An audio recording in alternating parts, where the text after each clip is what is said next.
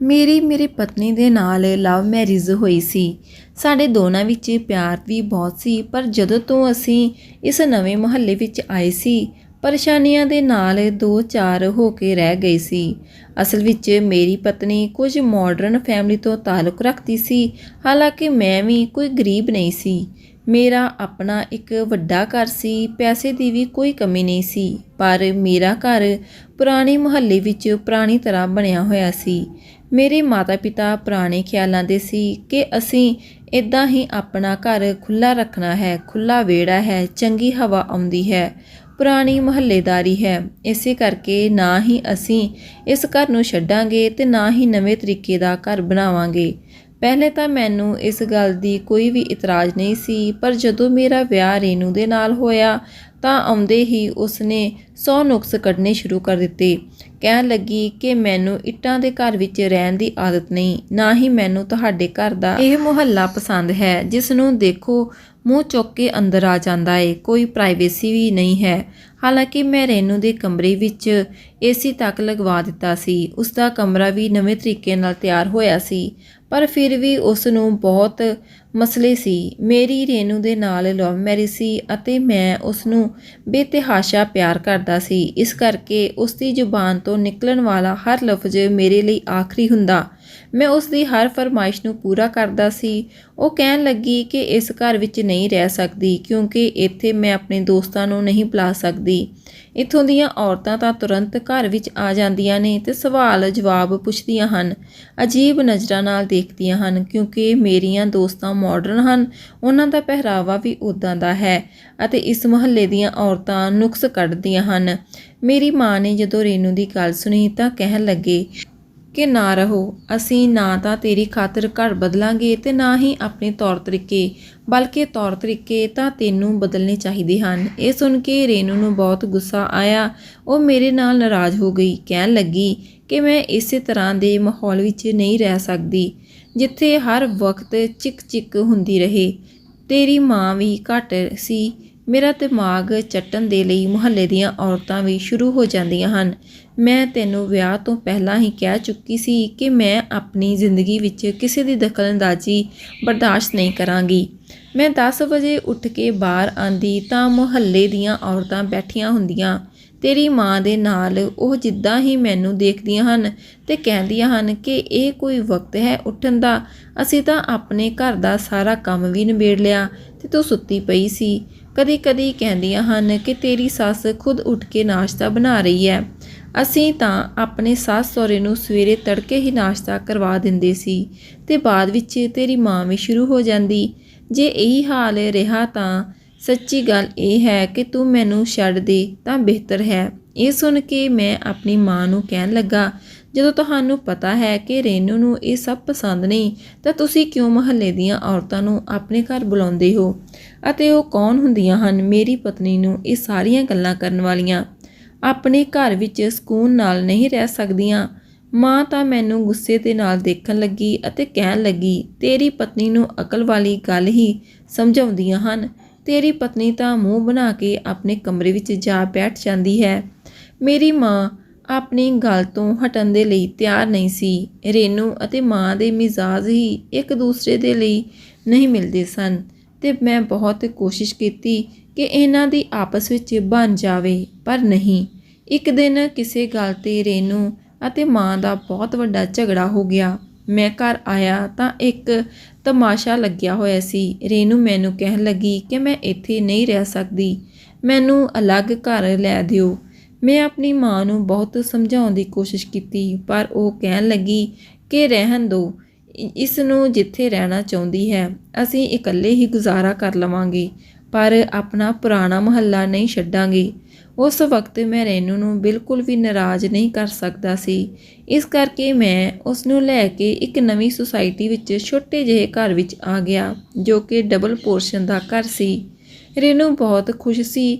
ਉੱਥੇ ਰਹਿਣ ਵਾਲਾ ਜ਼ਿਆਦਾਤਰ ਲੋਕ ਮਾਡਰਨ ਫੈਮਿਲੀ ਤੋਂ ਤਾਲੁਕ ਰੱਖਦੇ ਸੀ। ਇਸ ਲਈ ਬਹੁਤ ਜਲਦੀ ਮੇਰੀ ਪਤਨੀ ਨੇ ਵੀ ਲੋਕਾਂ ਦੇ ਨਾਲ ਮੇਲ ਜੋਲ ਵਧਾ ਲਿਆ, ਪਰ ਮੇਰੇ ਲਈ ਮੁਸ਼ਕਿਲ ਵੱਧ ਗਈ ਸੀ ਕਿਉਂਕਿ ਇੱਥੇ ਰਹਿਣ ਵਾਲੇ ਸਾਰੇ ਲੋਕ ਮੇਰੇ ਲਈ ਅਣਜਾਣ ਸਨ। ਇਸ ਲਈ ਮੈਂ ਰੇਨੂ ਨੂੰ ਕਹਿੰਦਾ ਕਿ ਜ਼ਿਆਦਾ ਲੋਕਾਂ ਦੇ ਨਾਲ ਮੇਲ ਜੋਲ ਰੱਖਣਾ ਚੰਗੀ ਗੱਲ ਨਹੀਂ ਹੈ, ਕਿਉਂਕਿ ਇੱਥੋਂ ਦੇ ਲੋਕ ਮੈਨੂੰ ਜਾਣਦੇ ਨਹੀਂ ਅਤੇ ਨਾ ਮੈਂ ਇਹਨਾਂ ਨੂੰ ਜਾਣਦਾ ਹਾਂ। ਨਾ ਜਾਣੇ ਕੌਣ ਨੇ ਅਤੇ ਕਿੱਦਾਂ ਦੇ ਨੇ। ਪਰ ਇਹਨੂੰ ਕਿੱਥੇ ਮੇਰੀ ਕੋਈ ਗੱਲ ਸਮਝਦੀ ਸੀ। ਜਿਸ ਸੁਸਾਇਟੀ ਵਿੱਚ ਮੈਂ ਆਇਆ ਸੀ ਉੱਥੇ ਬਹੁਤ ਸਾਰੇ ਘਰ ਤਾਂ ਬੰਗਲਿਆਂ ਵਰਗੇ ਬਣੇ ਹੋਏ ਸਨ, ਪਰ ਉੱਥੇ ਕੁਝ ਮੀਡੀਅਮ ਘਰ ਵੀ ਸਨ। ਇਹਨਾਂ ਵਿੱਚੋਂ ਹੀ ਇੱਕ ਘਰ ਈਸ਼ਾ ਦਾ ਸੀ, ਜੋ ਕਿ ਸਾਡੇ ਬਰਾਬਰ ਹੀ ਬਣਿਆ ਹੋਇਆ ਸੀ। ਉਹ ਔਰਤ ਵੈਸੇ ਤਾਂ ਪਰਦਾ ਰੱਖਦੀ ਸੀ, ਪਰ ਜਦੋਂ ਮੈਂ ਘਰ ਆਉਂਦਾ ਤਾਂ ਮੈਨੂੰ ਆਪਣੇ ਘਰ ਹੀ ਦਿਖਾਈ ਦਿੰਦੀ ਅਤੇ ਰੇਨੂ ਵੀ ਉਸ ਦੇ ਨਾਲ ਗੱਲਾਂ ਕਰਨ ਵਿੱਚ ਬਿਜ਼ੀ ਰਹਿੰਦੀ। ਨਾ ਰੇਨੂ ਨੂੰ ਮੇਰੇ ਖਾਣੇ ਦੀ ਪਰਵਾਹ ਹੁੰਦੀ ਅਤੇ ਨਾ ਹੀ ਇਸ ਗੱਲ ਦੀ ਫਿਕਰ ਸੀ ਕਿ ਮੈਂ ਥੱਕਿਆ ਹਾਰਿਆ ਵਾਪਸ ਆਇਆ ਹਾਂ। ਉਹ ਬਸ ਆਪਣੀ ਗਵਾਂਢਣ ਦੇ ਨਾਲ ਗੱਲਾਂ ਕਰਦੀ ਨਜ਼ਰ ਆਉਂਦੀ। ਕੁਝ ਦਿਨ ਤਾਂ ਮੈਂ ਇਹ ਸਭ ਤਮਾਸ਼ਾ ਦੇਖਦਾ ਰਿਹਾ, ਪਰ ਫਿਰ ਬਾਅਦ ਵਿੱਚ ਮੈਂ ਰੇਨੂ ਨੂੰ ਸਾਫ਼-ਸਾਫ਼ ਕਹਿ ਦਿੱਤਾ ਕਿ ਤੈਨੂੰ ਮੇਰੇ ਪੁਰਾਣੇ ਮੁਹੱਲੇ ਤੋਂ ਬੜੀ ਪ੍ਰੋਬਲਮ ਹੁੰਦੀ ਸੀ ਕਿ ਉੱਥੇ ਔਰਤਾਂ ਘਰ ਕਿਉਂ ਆਉਂਦੀਆਂ ਹਨ, ਪਰ ਤੂੰ ਖੁਦ ਇੱਥੇ ਉਹੀ ਕਰਨ ਲੱਗ ਪਈ ਹੈ। ਮੈਨੂੰ ਨਹੀਂ ਪਸੰਦ ਇਹ ਸਭ, ਇਸ ਕਰਕੇ ਬਿਹਤਰ ਹੋਵੇਗਾ ਕਿ ਜਦੋਂ ਮੈਂ ਘਰ ਆਵਾਂ ਤਾਂ ਮੈਨੂੰ ਕੋਈ ਵੀ ਗੁਆਂਢਣ ਇੱਥੇ ਨਜ਼ਰ ਨਾ ਆਵੇ। ਇਹ ਸੁਣ ਕੇ ਰੇਨੂ ਦਾ ਮੂਡ ਤਾਂ ਖਰਾਬ ਹੋਇਆ, ਪਰ ਉਸਨੇ ਮੇਰੀ ਗੱਲ ਮੰਨ ਲਈ। ਨਾ ਜਾਣੇ ਕਿਉਂ ਮੈਨੂੰ ਈਸ਼ਾ ਸ਼ੁਰੂ ਤੋਂ ਹੀ ਕੁਛ ਖਾਸ ਪਸੰਦ ਨਹੀਂ ਸੀ। ਵੈਸੇ ਤਾਂ ਦਿਖਾਵੇ ਦੇ ਲਈ ਉਸ ਨੂੰ ਪਰਦਾ ਕਰਨ ਦਾ ਬਹੁਤ ਸ਼ੌਂਕ ਸੀ, ਪਰ ਮੈਨੂੰ ਉਸ ਵਿੱਚ ਕੋਈ ਖਾਸ ਦਿਲਚਸਪੀ ਨਹੀਂ ਸੀ। ਮੈਂ ਕਦੇ ਵੀ ਉਸ ਨੂੰ ਦੇਖਣ ਦੀ ਕੋਸ਼ਿਸ਼ ਨਹੀਂ ਕੀਤੀ ਅਤੇ ਨਾ ਹੀ ਕਦੀ ਉਸ ਨੂੰ ਦੇਖਿਆ। ਮੈਂ ਉਸ ਦੀਆਂ ਨਜ਼ਰਾਂ ਨੂੰ ਦੇਖ ਕੇ ਬਹੁਤ ਪਰੇਸ਼ਾਨ ਹੁੰਦਾ, ਕਿਉਂਕਿ ਉਹ ਮੇਰੇ ਘਰ ਵਿੱਚ ਇੱਕ ਚੀਜ਼ ਨੂੰ ਬੜੀ ਹਸਰਤ ਦੇ ਨਾਲ ਦੇਖਦੀ ਅਤੇ ਠੰਡੀਆਂ ਆਹਾਂ ਭਰਦੀ। ਕਦੇ ਕਹਿੰਦੀ ਕਿ ਸਾਡੇ ਘਰ ਤਾਂ ਪੰਖੇ ਹੀ ਲੱਗੇ ਹੋਏ ਹਨ, ਉਹ ਵੀ ਠੀਕ ਤਰ੍ਹਾਂ ਦੇ ਨਾਲ ਨਹੀਂ ਚੱਲਦੇ। ਉੱਤੋਂ ਮੇਰਾ ਪਤੀ ਕਮਰੇ ਦੀਆਂ ਫਾਲਤੂ ਬੱਤੀਆਂ ਅਤੇ ਪੱਖੇ ਬੰਦ ਕਰਦਾ ਰਹਿੰਦਾ ਹੈ। ਮੇਰੇ ਕੋਲ ਇੰਨੇ ਪੈਸੇ ਨਹੀਂ ਹਨ ਕਿ ਮੈਂ ਇੰਨਾ ਬਿੱਲ ਭਰ ਸਕਾਂ। ਰੇਨੂ ਨੂੰ ਤੂੰ ਤਾਂ ਬੜੀ ਖੁਸ਼ਨਸੀਬ ਹੈ।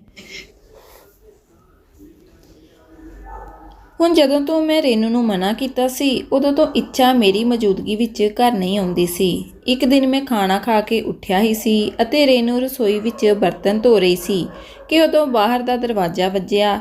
ਮੈਂ ਦਰਵਾਜ਼ਾ ਖੋਲ੍ਹਿਆ ਤਾਂ ਸਾਹਮਣੇ ਇੱਛਾ ਖੜੀ ਸੀ। ਉਸਨੇ ਹੱਥ ਵਿੱਚ ਇੱਕ ਪਲੇਟ ਫੜੀ ਹੋਈ ਸੀ, ਜਿਸ ਨੂੰ ਉਸਨੇ ਦੂਸਰੀ ਪਲੇਟ ਦੇ ਨਾਲ ਢੱਕਿਆ ਹੋਇਆ ਸੀ। ਕਹਿਣ ਲੱਗੀ, ਸਮਰ ਭਾਈ, ਇਹ ਖੋਏ ਦੀ ਬਰਫੀ ਹੈ, ਰੇਨੂ ਨੂੰ ਦੇ ਦੇਣਾ ਅਤੇ ਤੁਸੀਂ ਵੀ ਜ਼ਰੂਰ ਖਾਣਾ। ਮੈਂ ਮਿੱਠੇ ਦਾ ਬਹੁਤ ਸ਼ੌਕੀਨ ਸੀ ਅਤੇ ਬਰਫੀ ਤਾਂ ਮੈਨੂੰ ਬਹੁਤ ਹੀ ਪਸੰਦ ਨਹੀਂ ਸੀ। ਮੈਂ ਉੱਪਰ ਵਾਲੀ ਪਲੇਟ ਚੁੱਕੀ ਤਾਂ ਸੋਫੇ 'ਤੇ ਬੈਠ ਗਿਆ। ਮੈਂ ਉਹ ਬਰਫੀ ਖਾਧੀ। ਮੈਨੂੰ ਆਪਣਾ ਹੱਥ ਰੋਕਣਾ ਬਹੁਤ ਮੁਸ਼ਕਿਲ ਲੱਗ ਰਿਹਾ ਸੀ। ਉਹ ਬਹੁਤ ਹੀ ਮਜ਼ੇਦਾਰ ਮਠਿਆਈ ਸੀ। ਰੇਨੂ ਜਦੋਂ ਰਸੋਈ ਵਿੱਚੋਂ ਬਰਤਨ ਧੋ ਕੇ ਆਈ ਤਾਂ ਮੈਂ ਪੁੱਛਣ ਲੱਗੀ, ਇਹ ਕਿੱਥੋਂ ਆਈ ਹੈ? ਮੈਂ ਕਿਹਾ, ਤੇਰੀ ਸਹੇਲੀ ਲੈ ਕੇ ਆਈ ਹੈ। ਇਹ ਸੁਣ ਕੇ ਉਹ ਹੱਸਣ ਲੱਗ ਪਈ। ਮੇਰੇ ਨਾਲ ਹੀ ਬੈਠ ਕੇ ਉਹ ਬਰਫੀ ਨੂੰ ਖਾਣ ਲੱਗ ਪਈ। ਉਹ ਬਰਫੀ ਇੰਨੀ ਵਧੀਆ ਸੀ ਕਿ ਮੈਂ ਤਾਂ ਉਂਗਲੀਆਂ ਹੀ ਚੜ੍ਹਦਾ ਰਹਿ ਗਿਆ। ਰੇਨੂ ਮੁਸਕਰਾਉਂਦੇ ਹੋਏ ਮੈਨੂੰ ਕਹਿਣ ਲੱਗੀ, ਤੁਸੀਂ ਤਾਂ ਬਿਨਾਂ ਵਜ੍ਹਾ ਹੀ ਮੈਨੂੰ ਇੱਛਾ ਤੋਂ ਦੂਰ ਕਰਨ 'ਤੇ ਤੁਲੇ ਹੋਏ ਹੋ। ਉਹ ਤਾਂ ਬਹੁਤ ਚੰਗੀ ਔਰਤ ਹੈ, ਇੱਦਾਂ ਦੀਆਂ ਗੱਲਾਂ ਕਰਦੀ ਹੈ ਕਿ ਮੈਂ ਖੁਸ਼ ਹੋ ਜਾਂਦੀ ਹਾਂ। ਸੱਚ ਪੁੱਛੋ ਤਾਂ ਉਸਨੇ ਕਦੀ ਵੀ ਮੈਨੂੰ ਇਕੱਲਾਪਨ ਦਾ ਅਹਿਸਾਸ ਨਹੀਂ ਹੋਣ ਦਿੱਤਾ, ਕਿਉਂਕਿ ਇੱਛਾ ਸਵੇਰੇ ਸਵੇਰੇ ਹੀ ਇੱਥੇ ਆ ਜਾਂਦੀ ਹੈ ਅਤੇ ਫਿਰ ਇੱਦਾਂ ਦੇ ਕਿੱਸੇ ਸੁਣਾਉਂਦੀ ਹੈ ਕਿ ਮੇਰੇ ਢਿੱਡ ਵਿੱਚ ਦਰਦ ਹੋਣ ਲੱਗ ਪੈਂਦੀ ਹੈ। ਮੈਂ ਰੇਨੂ ਦੀ ਗੱਲ ਸੁਣੀ ਤਾਂ ਇੱਕ ਪਲ ਦੇ ਲਈ ਮੈਨੂੰ ਆਪਣੇ ਮਾਂ-ਬਾਪ ਦੀ ਯਾਦ ਆਉਣ ਲੱਗ ਪਈ। ਉਹ ਘਰ ਵਿੱਚ ਇਕੱਲੇ ਰਹਿੰਦੇ ਸੀ। ਮੈਂ ਉਹਨਾਂ ਦੀ ਇਕਲੌਤੀ ਔਲਾਦ ਸੀ। ਮੇਰੇ ਇਲਾਵਾ ਉਹਨਾਂ ਦਾ ਕੋਈ ਵੀ ਸਹਾਰਾ ਨਹੀਂ ਸੀ। ਪਰ ਮੈਂ ਰੇਨੂ ਦੀ ਮੁਹੱਬਤ ਵਿੱਚ ਇਸ ਕਦਰ ਪਾਗਲ ਹੋ ਗਿਆ ਸੀ ਕਿ ਮੈਂ ਉਸ ਨੂੰ ਲੈ ਕੇ ਅਲੱਗ ਹੋ ਗਿਆ। ਰੇਨੂ ਮੈਨੂੰ ਉਸ ਦਾ ਦੱਸਿਆ ਹੋਇਆ ਕਿੱਸਾ ਸੁਣਾ ਰਹੀ ਸੀ ਤੇ ਹੱਸ ਰਹੀ ਸੀ, ਜਦੋਂ ਮੇਰੇ ਚਿਹਰੇ ਤਾਂ ਬਿਲਕੁਲ ਉਦਾਸ ਸੀ। ਮੇਰੇ ਹੱਥ ਵਿੱਚ ਜੋ ਬਰਫੀ ਦਾ ਬਚਿਆ ਹੋਇਆ ਥੋੜ੍ਹਾ ਜਿਹਾ ਟੁਕੜਾ ਸੀ, ਮੈਂ ਵਾਪਸ ਪਲੇਟ ਵਿੱਚ ਰੱਖ ਦਿੱਤਾ। ਰੇਨੂ ਨੇ ਨੋਟ ਕਰ ਲਿਆ ਕਿ ਮੇਰਾ ਮੂਡ ਖਰਾਬ ਹੋ ਗਿਆ ਤੇ ਕਹਿਣ ਲੱਗੀ, ਕੀ ਹੋਇਆ? ਤੁਸੀਂ ਅਚਾਨਕ ਹੀ ਸੀਰੀਅਸ ਕਿਉਂ ਹੋ ਗਏ ਹੋ? ਪਰ ਮੇਰਾ ਦਿਮਾਗ ਖਰਾਬ ਹੋ ਚੁੱਕਿਆ ਸੀ। ਮੈਂ ਕਹਿਣ ਲੱਗਾ ਕਿ ਇੱਥੇ ਤਾਂ ਤੂੰ ਬੜੇ ਤਾਲੁਕ ਬਣਾ ਲਏ ਨੇ, ਲੋਕਾਂ ਨਾਲ ਹੱਸਦੀ ਹੋ, ਬੋਲਦੀ ਹੋ ਤੇ ਗੱਲਾਂ ਕਰਦੀ ਹੈ। ਕੋਈ ਤੈਨੂੰ ਤਾਨੇ ਵੀ ਮਾਰੇ ਤੇ ਤੂੰ ਬੜੇ ਚੰਗੇ ਤਰੀਕੇ ਨਾਲ ਹੈਂਡਲ ਕਰ ਲੈਂਦੀ ਹੈ। ਪਰ ਉੱਥੇ ਮੇਰੇ ਮਾਂ-ਬਾਪ ਦੇ ਕੋਲ ਜੇਕਰ ਤੈਨੂੰ ਕੋਈ ਕੁਝ ਕਹਿ ਦਿੰਦਾ ਸੀ ਤਾਂ ਤੂੰ ਕਿੱਦਾਂ ਚਿੜਦੀ ਸੀ? ਇੱਥੋਂ ਤੱਕ ਕਿ ਮੇਰੀ ਮਾਂ ਦੇ ਨਾਲ ਵੀ ਕਿੰਨੀ ਬਦਤਮੀਜ਼ੀ ਕਰ ਜਾਂਦੀ ਸੀ।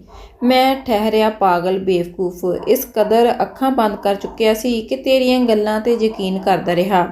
ਮੇਰੇ ਮਾਂ-ਬਾਪ ਉੱਥੇ ਹੀ ਇਕੱਲੇ ਰਹਿ ਰਹੇ ਹਨ, ਹਾਲਾਂਕਿ ਇਸ ਉਮਰ ਵਿੱਚ ਤਾਂ ਉਹਨਾਂ ਨੂੰ ਸਾਡੇ ਨਾਲ ਰਹਿਣਾ ਚਾਹੀਦਾ ਸੀ। ਮੇਰੀ ਇਹ ਗੱਲ ਸੁਣ ਕੇ ਰੇਨੂ ਦੇ ਤਾਂ ਤੇਵਰ ਚੜ੍ਹ ਚੁੱਕੇ ਸੀ ਅਤੇ ਇੱਦਾਂ ਸਾਡੇ ਵਿੱਚ ਇੱਕ ਬਹਿਸ ਛਿੜ ਗਈ। ਲੜਦੇ ਲੜਦੇ ਗੱਲ ਇਸ ਹੱਦ ਤੱਕ ਅੱਗੇ ਵੱਧ ਗਈ ਕਿ ਮੈਂ ਰੇਨੂ ਨੂੰ ਚੁੱਪ ਕਰਾਉਣ ਦੇ ਲਈ ਉਸ ਦਾ ਮੂੰਹ ਦਬਾ ਚੁੱਕਿਆ ਸੀ।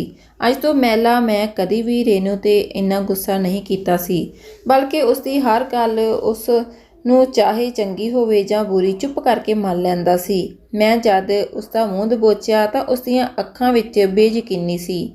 ਅਗਲੇ ਹੀ ਪਲ ਉਸ ਦੀਆਂ ਅੱਖਾਂ ਤੋਂ ਅੱਥਰੂ ਡਿੱਗਣ ਲੱਗੇ। ਨਹੀਂ ਤਾਂ ਅੱਜ ਤੋਂ ਪਹਿਲਾਂ ਤਾਂ ਮੈਂ ਉਸ ਨੂੰ ਕਦੀ ਰੋਣ ਵੀ ਨਹੀਂ ਦਿੱਤਾ। ਉਸ ਦੀਆਂ ਅੱਖਾਂ ਵਿੱਚੋਂ ਅੱਥਰੂ ਡਿੱਗ ਰਹੇ ਸੀ। ਮੈਂ ਤੁਰੰਤ ਆਪਣੇ ਹੱਥ ਪਿੱਛੇ ਕਰ ਲਏ।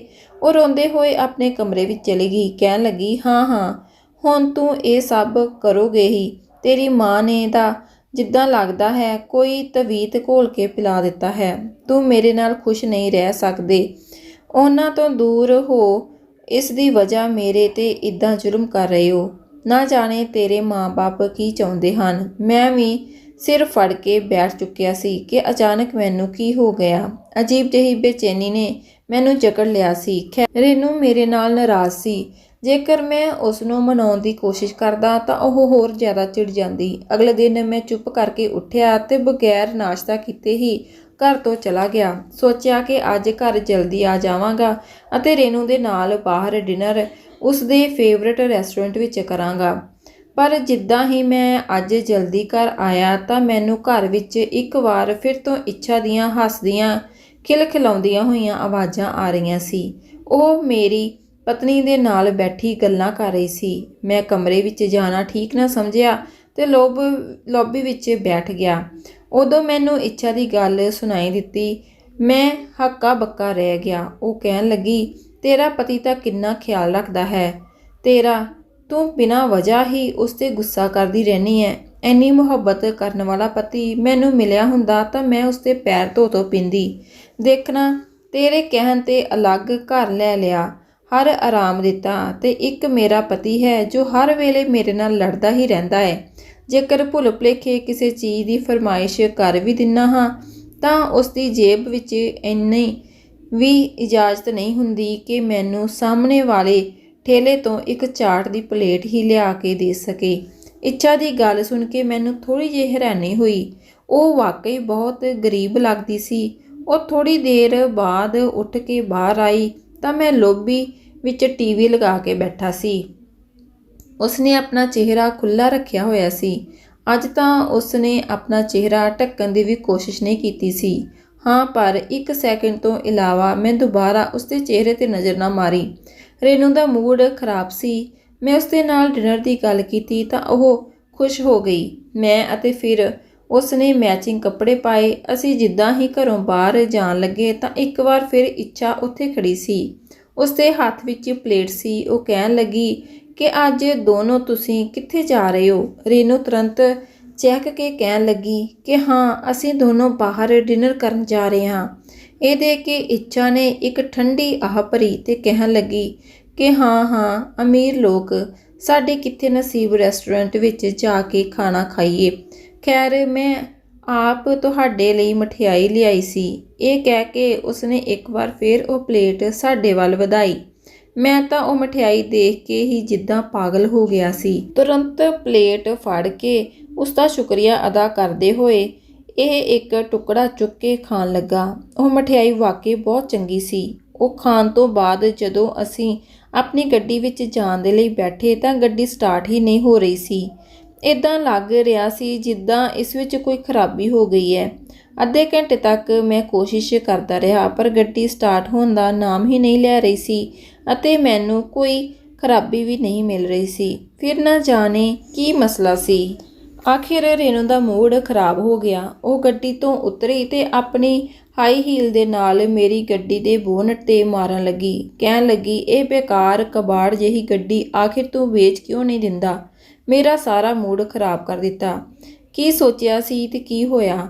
ਉਸਨੇ ਗੱਡੀ ਦੀ ਬੋਨਟ 'ਤੇ ਚੰਗਾ ਭਲਾ ਨਿਸ਼ਾਨ ਪਾ ਦਿੱਤਾ ਸੀ ਅਤੇ ਉਹ ਗੱਡੀ ਦੇ ਸ਼ੀਸ਼ੇ ਵਿੱਚ ਆਪਣਾ ਪਰਸ ਮਾਰ ਕੇ ਉਸ 'ਤੇ ਵੀ ਸਕਰੈਚ ਪਾਉਣ ਲੱਗ ਗਈ ਸੀ। ਇਹ ਦੇਖ ਕੇ ਮੈਨੂੰ ਗੁੱਸਾ ਆ ਗਿਆ। ਮੈਂ ਉੱਥੇ ਹੀ ਗਲੀ ਵਿੱਚ ਉਸ ਨੂੰ ਗੁੱਸੇ ਨਾਲ ਬੋਲਣ ਲੱਗ ਪਿਆ ਕਿ ਆਖਿਰ ਤੇਰਾ ਮਸਲਾ ਕੀ ਹੈ? ਪਾਗਲ ਕਿਉਂ ਹੋ ਜਾਂਦੀ ਹੈ?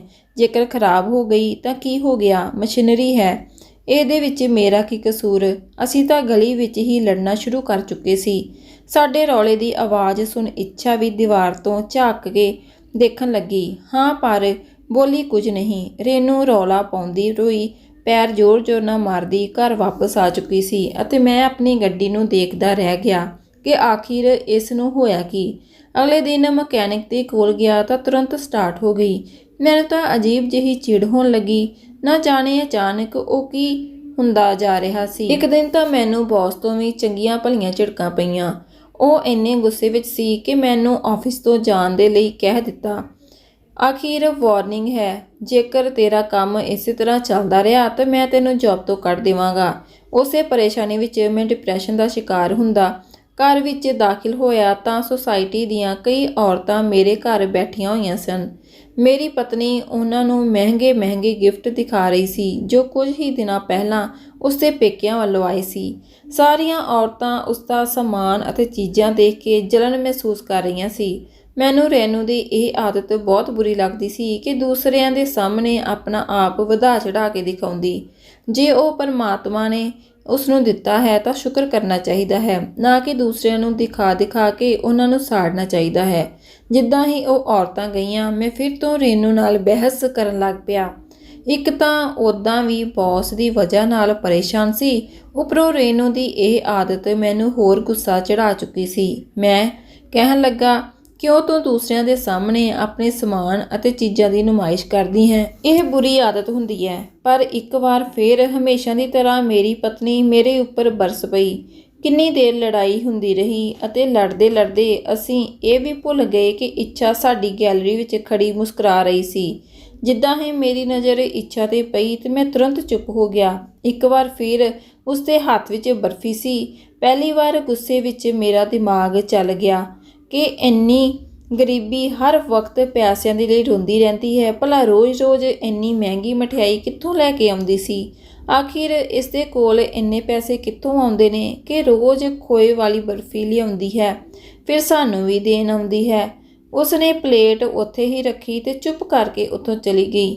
ਉਹ ਜਾਣਦੀ ਸੀ ਕਿ ਸਾਡੇ ਵਿੱਚ ਲੜਾਈ ਹੋ ਰਹੀ ਹੈ, ਪਰ ਜਾਂਦੇ ਉਸਨੇ ਪਲਟ ਕਿ ਮੈਨੂੰ ਇੱਕ ਵਾਰ ਜ਼ਰੂਰ ਦੇਖਿਆ ਸੀ। ਉਸ ਦੀਆਂ ਅੱਖਾਂ ਵਿੱਚ ਕੁਝ ਸੀ ਜਿਸ ਨੇ ਇੱਕ ਪਲ ਦੇ ਲਈ ਮੈਨੂੰ ਕੁਝ ਸੋਚਣ ਦੇ ਲਈ ਮਜਬੂਰ ਕਰ ਦਿੱਤਾ। ਮੇਰਾ ਦਿਮਾਗ ਹੁਣ ਗੁੱਸੇ ਵਿੱਚ ਕੰਮ ਕਰਨ ਲੱਗ ਪਿਆ। ਜਦੋਂ ਤੋਂ ਉਹ ਸਾਨੂੰ ਬਰਫੀ ਦੇਣ ਆ ਰਹੀ ਸੀ, ਸਾਡੇ ਘਰ ਤਾਂ ਜਿੱਦਾਂ ਸਕੂਨ ਖਤਮ ਹੁੰਦਾ ਜਾ ਰਿਹਾ ਸੀ। ਇੱਕ ਤਾਂ ਉਹ ਇੰਨੀ ਗਰੀਬ ਸੀ, ਜਾਂ ਤਾਂ ਫਿਰ ਉਹ ਝੂਠ ਬੋਲ ਰਹੀ ਸੀ, ਕਿਉਂਕਿ ਅਕਸਰ ਮੈਂ ਖੁਦ ਉਸਦੇ ਘਰ ਦੇ ਰੌਲੇ ਰੱਪੇ, ਲੜਾਈ ਝਗੜੇ ਦੀਆਂ ਆਵਾਜ਼ਾਂ ਸੁਣੀਆਂ ਸੀ। ਉਹ ਅਕਸਰ ਆਪਣੇ ਪਤੀ ਨਾਲ ਇਸ ਗੱਲ ਤੋਂ ਲੜਦੀ ਸੀ ਕਿ ਮੈਨੂੰ ਉਹ ਚੀਜ਼ ਲਈ ਚਾਹੀਦੀ ਹੈ, ਕੱਲ੍ਹ ਉਹ ਚੀਜ਼ ਲਿਆ ਕੇ ਦੇ, ਜਦ ਕਿ ਉਸਦਾ ਪਤੀ ਦਾ ਕਈ ਵਾਰ ਡੰਡਾ ਚੁੱਕ ਕੇ ਉਸ ਨੂੰ ਕੁੱਟਣਾ ਸ਼ੁਰੂ ਕਰ ਦਿੰਦਾ ਸੀ ਅਤੇ ਇਹੀ ਕਹਿੰਦਾ ਸੀ ਕਿ 5 ਉਂਗਲੀਆਂ ਬਰਾਬਰ ਨਹੀਂ ਹੁੰਦੀਆਂ। ਜੋ ਤੇਰੇ ਕੋਲ ਹੈ ਉਸੇ ਪਰ ਸ਼ੁਕਰੀਆ ਅਦਾ ਕਰ। ਮੇਰਾ ਦਿਮਾਗ ਘੁੰਮ ਚੁੱਕਿਆ ਸੀ। ਉਹ ਬਰਫੀ ਜਦੋਂ ਮੇਰੀ ਪਤਨੀ ਖਾਣ ਲੱਗੀ ਤਾਂ ਮੈਂ ਤੁਰੰਤ ਉਸਦਾ ਹੱਥ ਰੋਕ ਦਿੱਤਾ ਅਤੇ ਕਿਹਾ ਕਿ ਹਰਗਿਜ਼ ਨਹੀਂ, ਅੱਜ ਤੱਕ ਅਸੀਂ ਆਪਸ ਵਿੱਚ ਇੰਨਾ ਨਹੀਂ ਲੜੇ ਜਿੰਨਾ ਕੁਝ ਦੇਰ ਤੋਂ ਲੜ ਰਹੇ ਹਾਂ। ਜਦੋਂ ਤੋਂ ਸਾਡੇ ਘਰ ਵਿੱਚ ਇਹ ਮਠਿਆਈ ਆ ਰਹੀ ਹੈ, ਉਦੋਂ ਤੋਂ ਹੀ ਸਾਡੀਆਂ ਲੜਾਈਆਂ ਜ਼ਿਆਦਾ ਵੱਧ ਚੁੱਕੀਆਂ ਹਨ।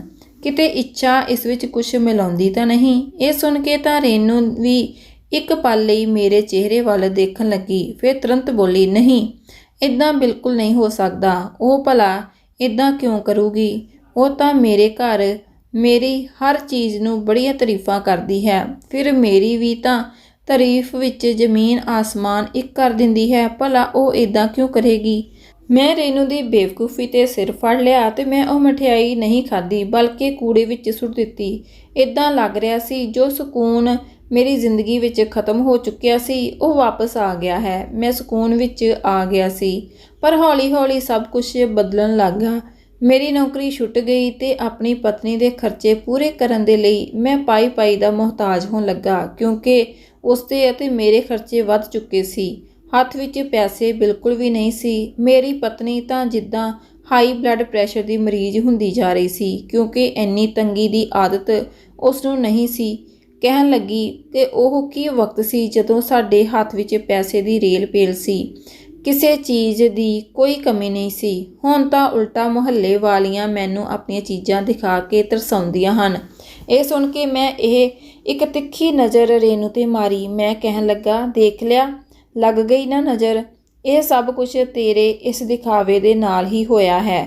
ਦੂਜਾ, ਸਾਨੂੰ ਦੋਨਾਂ ਨੂੰ ਇਹਨਾਂ ਲੋਕਾਂ ਦੀ ਜਲਣ ਵਾਲੀ ਨਜ਼ਰ ਖਾ ਚੁੱਕੀ ਹੈ। ਤੂੰ ਸਾਰਿਆਂ ਦੀ ਨਜ਼ਰਾਂ ਵਿੱਚ ਆ ਚੁੱਕੀ ਹੈ। ਉਸ ਦੀ ਵਜ੍ਹਾ ਨਾਲ ਸਾਡੇ ਨਾਲ ਇਹ ਸਭ ਕੁਝ ਹੋ ਰਿਹਾ ਹੈ। ਹਾਂਜੀ, ਅਸੀਂ ਦੋਨੋਂ ਗੱਲਾਂ ਹੀ ਕਰ ਰਹੇ ਸੀ ਕਿ ਸਾਡੀ ਗੁਆਂਢਣ ਇੱਛਾ ਦੀਆਂ ਚੀਕਾਂ ਦੀਆਂ ਆਵਾਜ਼ਾਂ ਇੱਥੋਂ ਤੱਕ ਆਉਣ ਲੱਗੀਆਂ। ਉਹ ਚੀਕ ਕੇ ਆਪਣੇ ਪਤੀ ਨੂੰ ਬੁਲਾ ਰਹੀ ਸੀ। ਨਾ ਜਾਣੇ ਉਸ 'ਤੇ ਕੀ ਕਿਆਮਤ ਟੁੱਟੀ ਸੀ। ਪਹਿਲਾਂ ਤਾਂ ਅਸੀਂ ਜਾਣਾ ਠੀਕ ਨਾ ਸਮਝਿਆ, ਪਰ ਜਦੋਂ ਉਸ ਦੇ ਪਤੀ ਦੀ ਉਸ ਨੂੰ ਮਾਰਨ ਦੀਆਂ ਅਤੇ ਝਗੜੇ ਦੀਆਂ ਆਵਾਜ਼ਾਂ ਆਉਣ ਲੱਗੀਆਂ, ਮੈਂ ਤੇ ਮੇਰੀ ਪਤਨੀ ਦੀਵਾਰ ਤੋਂ ਝਾਕ ਕੇ ਦੇਖਣ ਲੱਗੇ, ਕਿਸੇ ਮਦਦ ਦੀ ਹੀ ਲੋੜ ਨਾ ਹੋਵੇ। ਪਰ ਜੋ ਗੱਲ ਸਾਨੂੰ ਸੁਣਾਈ ਦਿੱਤੀ, ਉਹ ਸੁਣ ਕੇ ਤਾਂ ਅਸੀਂ ਦੋਨੋਂ ਹੀ ਹੈਰਾਨ ਹੋ ਗਏ। ਉਸ ਦਾ ਪਤੀ ਇੱਛਾ ਨੂੰ ਬੁਰੀ ਤਰ੍ਹਾਂ ਨਾਲ ਮਾਰ ਰਿਹਾ ਸੀ। ਰੇਨੂ ਕਹਿਣ ਲੱਗੀ ਕਿ ਮੈਂ ਹੁਣੇ ਜਾ ਕੇ ਗੱਲ ਕਰਦੀ ਹਾਂ। ਭਲਾ ਉਹ ਕਿੱਦਾਂ ਆਪਣੀ ਪਤਨੀ 'ਤੇ ਜ਼ੁਲਮ ਕਰ ਸਕਦਾ ਹੈ? ਪਰ ਉਸੇ ਆਂਗਣ ਵਿੱਚ ਮੰਜੇ 'ਤੇ ਇੱਛਾ ਦੀ 9 ਸਾਲ ਦੀ ਬੱਚੀ ਤੜਫ ਰਹੀ ਸੀ। ਉਸ ਦੀਆਂ ਅੱਖਾਂ ਪਲਟ ਚੁੱਕੀਆਂ ਸਨ। ਇੱਦਾਂ ਤੜਫ ਰਹੀ ਸੀ ਜਿੱਦਾਂ ਉਸ ਨੂੰ ਬਿਜਲੀ ਦੇ ਝਟਕੇ ਲੱਗੇ ਹੋਣ। ਉਦੋਂ ਇੱਛਾ ਦਾ ਪਤੀ ਬੋਲਿਆ, ਸਭ ਤੇਰੀ ਵਜ੍ਹਾ ਦੇ ਨਾਲ ਹੋਇਆ ਹੈ। ਜੇਕਰ ਤੂੰ ਦੂਸਰਿਆਂ ਦੇ ਘਰ ਖਰਾਬ ਨਾ ਕਰਦੀ ਤਾਂ ਅੱਜ ਸਾਡੀ ਬੇਟੀ ਦਾ ਇਹ ਹਾਲ ਨਾ ਹੁੰਦਾ। ਤੇਰੇ ਵਰਗੀ ਔਰਤ ਨੂੰ ਤਾਂ ਜਿੰਨਾ ਮਾਰਿਆ ਜਾਵੇ ਓਨਾ ਹੀ ਘੱਟ ਹੈ। ਤੂੰ ਦੂਸਰਿਆਂ ਦੇ ਲਈ ਖੱਡਾਂ ਪੁੱਟੀਆਂ ਸੀ, ਅੱਜ ਤੇਰੀ ਆਪਣੀ ਬੇਟੀ ਉਸ ਹਾਲ ਵਿੱਚ ਪਹੁੰਚ ਚੁੱਕੀ ਹੈ। ਹੋਰ ਖਵਾ ਉਹ ਕਾਲੇ ਇਲਮ ਵਾਲੀ ਬਰਫੀ ਗੁਆਂਢੀਆਂ ਨੂੰ। ਤੂੰ ਉਹਨਾਂ ਨੂੰ ਨਜ਼ਰ ਲਗਾਉਣ ਚੱਲੀ ਸੀ। ਤੇਰੀ ਆਪਣੀ ਬੇਟੀ ਹੀ ਉਹ ਮਠਿਆਈ ਖਾ ਕੇ ਤੈਨੂੰ ਦਿਨੇ ਤਾਰੇ ਦਿਖਾਉਣ ਲੱਗੀ ਹੈ। ਇੱਛਾ ਰੋ ਰਹੀ ਸੀ। ਕਹਿਣ ਲੱਗੀ, ਜਿੰਨਾ ਮਾਰਨਾ ਹੈ ਮਾਰ ਲਓ, ਪਰ ਮੇਰੀ ਬੱਚੀ ਨੂੰ ਤੁਰੰਤ ਡਾਕਟਰ ਦੇ ਕੋਲ ਲੈ ਜਾਓ। ਉਸ ਦਾ ਪਤੀ ਡਾਕਟਰ ਦੇ ਕੋਲ ਗਿਆ, ਪਰ ਉਸ ਨੂੰ ਕੀ ਬਿਮਾਰੀ ਸੀ ਪਤਾ ਨਹੀਂ ਲੱਗ ਰਿਹਾ ਸੀ। 3-4 ਦਿਨ ਬਾਅਦ ਉਸ ਦੀ ਬੇਟੀ ਇੱਦਾਂ ਹੀ ਤੜਫ ਕੇ ਮਰ ਗਈ। ਇੱਛਾ ਤਾਂ ਰੋਂਦੇ ਰੋਂਦੇ ਸਾਡੇ ਘਰ ਦੇ ਦਰਵਾਜ਼ੇ 'ਤੇ ਆ ਕੇ ਡਿੱਗ ਪਈ, ਹੱਥ ਜੋੜ ਕੇ ਮਾफ़ੀ ਮੰਗਣ ਲੱਗੀ। ਜੋ ਰਾਜ ਉਸਨੇ ਖੋਲ੍ਹਿਆ, ਮੈਂ ਤੇ ਰੇਨੂ ਹੈਰਾਨ ਰਹਿ ਗਏ। ਕਹਿਣ ਲੱਗੀ ਕਿ ਮੈਂ ਤੇਰੇ ਤੋਂ ਸੜਦੀ ਸੀ। ਮੈਂ ਚਾਹੁੰਦੀ ਸੀ ਕਿ ਜੋ ਕੁਝ ਤੇਰੇ ਕੋਲ ਹੈ ਉਹ ਸਭ ਮੇਰੇ ਕੋਲ ਹੋਵੇ। ਇੱਕ ਚੀਜ਼ ਦੀ ਮਾਲਕਿਨ ਮੈਂ ਬਣ ਜਾਵਾਂ, ਇੱਥੋਂ ਤੱਕ ਕਿ ਤੇਰੇ ਪਤੀ ਵੀ ਮੇਰੇ ਪਤੀ ਬਣ ਜਾਵੇ। ਇਸ ਲਈ ਮੈਂ ਆਪਣੀ ਜਮ੍ਹਾਂ ਪੂੰਜੀ ਲਗਾ ਕੇ ਇੱਕ ਪੀਰ ਬਾਬੇ ਦੇ ਕੋਲ ਮਠਿਆਈ ਤੇ ਕਾਲਾ ਜਾਦੂ ਕਰਵਾਉਣ ਗਈ। ਉਹ ਤੁਹਾਨੂੰ ਖਿਲਾਉਂਦੀ। ਤੁਹਾਡੇ ਘਰ ਤੋਂ ਲੜਾਈ ਝਗੜੇ ਦੀਆਂ ਆਵਾਜ਼ਾਂ ਮੈਨੂੰ ਬਹੁਤ ਹੀ ਸਕੂਨ ਦਿੰਦੀਆਂ ਸਨ। ਪਰ ਇੱਕ ਦਿਨ ਜਦੋਂ ਮੈਂ ਮਠਿਆਈ ਤੇ ਕਾਲਾ ਇਲਮ ਕਰਵਾ ਕੇ ਲਿਆਈ, ਤਾਂ ਕੀ ਤੁਹਾਡੇ ਇੱਦਾਂ ਦਾ ਝਗੜਾ ਹੋ ਜਾਵੇ ਕਿ ਤੇਰਾ ਪਤੀ ਤੈਨੂੰ ਤਲਾਕ ਦੇ ਦੇਵੇ? ਉਸੇ ਦਿਨ ਉਹ ਮਠਿਆਈ ਮੇਰੀ ਛੋਟੀ ਜਿਹੀ ਬੇਟੀ ਨੇ ਖਾ ਲਈ ਤੇ ਫਿਰ ਅਸਰ ਉਲਟਾ ਹੋ ਗਿਆ। ਹੁਣ ਉਹ ਮੌਤ ਦੇ ਘਾਟ ਉਤਰ ਚੁੱਕੀ ਹੈ। ਇਹ ਸੁਣ ਕੇ ਤਾਂ ਜਿੱਦਾਂ ਮੇਰੀ ਬੋਲਤੀ ਹੀ ਬੰਦ ਹੋ ਗਈ ਸੀ। ਉਸ ਦਾ ਪਤੀ ਵੀ ਸਿਰ ਝੁਕਾ ਕੇ ਦੂਰ ਹੀ ਖੜਾ ਸੀ। ਉਹ ਸਾਡੇ ਤੋਂ ਮਾफ़ੀ ਮੰਗਣ ਲੱਗਾ। ਰੇਨੂ ਤਾਂ ਕੰਨਾਂ ਨੂੰ ਹੱਥ ਲਗਾ ਚੁੱਕੀ ਸੀ। ਉਹ ਇੰਨਾ ਡਰ ਗਈ ਸੀ ਕਿ ਕਹਿਣ ਲੱਗੀ, ਮੈਂ ਇੱਥੇ ਨਹੀਂ ਰਹਿਣਾ, ਮੈਨੂੰ ਵਾਪਸ ਉਸੇ ਮੁਹੱਲੇ ਵਿੱਚ ਲੈ ਜਾਓ। ਇਹ ਲੋਕ ਬਹੁਤ ਖਤਰਨਾਕ ਹਨ। ਉਹ ਮੁਹੱਲੇ ਦੇ ਲੋਕ ਸਾਦੀ ਅਤੇ ਮਿਲਣਸਾਰ ਲੋਕ ਹਨ। ਜੋ ਵੀ ਕਹਿੰਦੇ ਨੇ ਭਲਾਈ ਦੇ ਲਈ ਹੀ ਕਹਿੰਦੇ ਨੇ। ਅੱਜ ਤੱਕ ਇੱਦਾਂ ਦੀ ਸਾਜ਼ਿਸ਼ ਕਰਨ ਵਾਲੀਆਂ ਗੁਆਂਢਣਾਂ ਮੈਂ ਨਹੀਂ ਦੇਖੀਆਂ। ਰੇਨੂ ਵੀ ਪਛਤਾ ਰਹੀ ਸੀ। ਕੁਝ ਹੀ ਦਿਨਾਂ ਬਾਅਦ ਅਸੀਂ ਵਾਪਸ ਆਪਣੇ ਪੁਰਾਣੇ ਮੁਹੱਲੇ ਵਿੱਚ ਸ਼ਿਫਟ ਹੋ ਗਏ। ਮਾਂ-ਬਾਪ ਦੇ ਨਾਲ ਰਹਿਣ ਲੱਗ ਪਏ। ਗੁਆਂਢ ਵਾਲਿਆਂ ਨੂੰ ਜਦੋਂ ਰੇਨੂ ਦੇ ਵਾਪਸ ਆਉਂਦਿਆਂ ਦੇਖਿਆ ਤਾਂ ਉਸ ਦੀਆਂ ਖੂਬ ਤਾਰੀਫਾਂ ਕੀਤੀਆਂ ਕਿ ਚੰਗਾ ਫੈਸਲਾ ਕੀਤਾ ਹੈ। ਹੁਣ ਰੇਨੂ ਨੂੰ ਵੀ ਹੌਲੀ-ਹੌਲੀ ਇਸ ਮੁਹੱਲੇ ਦੀ ਆਦਤ ਹੋ ਗਈ ਸੀ। ਸਾਡੀ ਜ਼ਿੰਦਗੀ ਵਿੱਚ ਸਕੂਨ ਵਾਪਸ ਆ ਗਿਆ ਸੀ। ਸੱਚ ਹੀ ਕਿਹਾ ਸੀ ਕਿਸੇ ਨੇ ਕਿ ਨਜ਼ਰ ਇਨਸਾਨ ਦੀਆਂ ਖੁਸ਼ੀਆਂ ਖਾ ਲੈਂਦੀ ਹੈ। ਖੈਰ, ਕੁਝ ਵਕਤ ਬਾਅਦ ਮੇਰੀ ਨੌਕਰੀ ਵੀ ਲੱਗ ਗਈ ਤੇ ਹੌਲੀ-ਹੌਲੀ ਮੈਂ ਵਾਪਸ ਆਪਣੇ ਹਾਲਾਤ ਵਿੱਚ ਆ ਗਿਆ।